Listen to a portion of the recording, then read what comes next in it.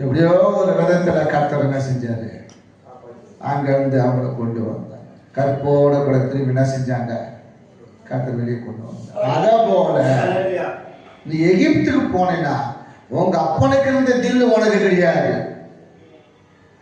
உங்க அப்பனுக்கு இருந்த தில்லு உனக்கு திரும்ப அந்த பலம், அந்த பராக்கிரமம், அந்த அறிவு, அந்த ஞானம், அந்த அறிவு உனக்கு இல்லை. ஏன்னா நான் உன் அப்பனை வச்சுதான் உன்னை நான் சோதிக்க போகிறது தவிர ஒன்னால நான் என்ன செய்யல இல்லை. அதெல்லாம் என்ன செய்யணும், நம்ம பிள்ளைங்களை அப்படிதான் சொல்லி வளர்க்கணும், அப்படித்தான் சொல்லி கற்றுக் கொடுக்கணும். அல்லையா சொல்லுவோமா? ஏன் அப்பா, எங்க அப்பாவில நான் என்ன செய்ய வளர்ந்து வரேன், எங்க அப்பாவில நான் உயர் நிலைக்கு போகல, எங்க அப்பாவால நான் உயர்ந்த அந்தஸ்துக்கு நான் போகல. அதனால என் பிள்ளைங்க அதை சொல்ல முடியாது. எனக்கு யாரும் சொல்லிக் கொடுக்கும். ஆனா ஏன்னா எங்க அப்பாவை படிப்பறி விடாது. எங்களுக்கு எங்க அப்பாவுக்கு ஆனாவனா தெரியாது, எனக்கு ஆனாவனா சொல்லிக் கொடுக்க ஆளு கிடையாது. ஆனா இவங்களுக்கு எல்லாம் 10ஆம் கிளாஸ் படிச்சு ஆங்கிலத்தை சொல்லிக் கொடுத்தாங்க இவங்களுக்கு. அப்ப மேன்மை யாரான ஈசாக்குக்கு? ஆமா. ஏன்? ஆபிரகாம் கர்த்தர் சொல்லுக்கு அப்படியே கீழ்ப்படிந்தார். நீங்க கீழ்ப்படிந்தா உங்க பிள்ளைங்க கீழ்ப்படியும். ஒரு ஐயா அழுவினார். நான் ஒரு கூட்டத்துக்கு போயிருந்தேன். அந்த ஐயா பலிபீடத்திலிருந்து அழுவுற.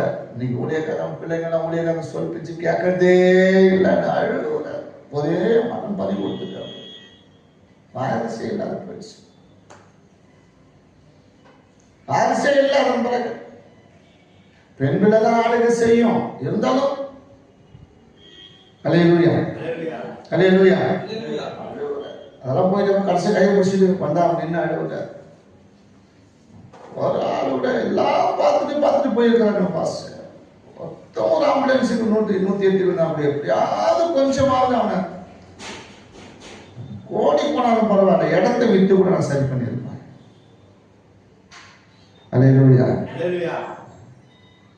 அப்ப தகப்பன் தேவனுடைய வார்த்தைக்கு கீழ்ப்படிந்தபடினாலே அந்த தகப்பன் நிமித்தமாக தான் ஈசாக்குக்கு ஒரு ஆசீர்வாதம் கிடைத்தது. அதனால உன் சந்ததிக்குள் சொல்றாரு, உன் சந்ததிக்குள் பூமியில் உள்ள சகல ஜாதிகளும் ஆசீர்வதிக்கப்படும். ஏன்னா இந்த ஆசீர்வாதத்தை அவர் கூறின பொழுதுதான் அவனை விதவிக்க போகிறான். இந்த ஆசீர்வாதத்தை